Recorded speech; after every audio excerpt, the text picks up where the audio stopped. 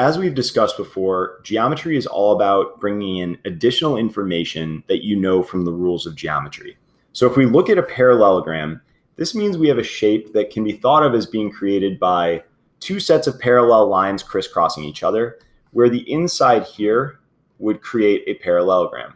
Now, when you have sides that are crisscrossing each other and they're parallel like this, you'll get angles that are identical to each other because they're slicing each other at the same angle. Because both of these lines are parallel and both of these lines are parallel, both sets are crossing each other at the same angle. And that would also mean these are x's as well.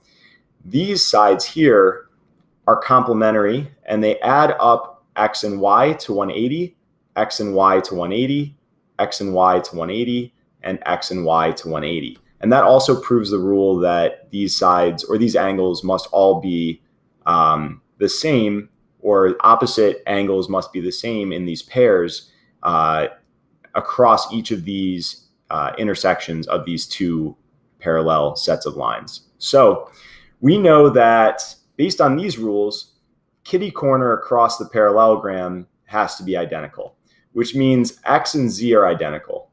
We also know that y plus x is going to have to add up to 180, and that means that y plus x equals 180, which means that if y equals 2x, we really have 2x plus x equals 180, and that means 3x equals 180, which is solvable. Don't even finish it out. Stop there. Don't do the extra math. It is solvable, and that means that statement 1 is sufficient. So again, once we find that it's solvable, I don't want to continue doing any more work. Now, looking at statement 2, x plus z is equal to 120. Well, x and z are equal to each other based on the conversation we had down here. And that means that it's really x plus x is 120, which is 2x is 120. And then again, this is solvable, so that is going to be sufficient as well. And that leads us to an answer choice of D.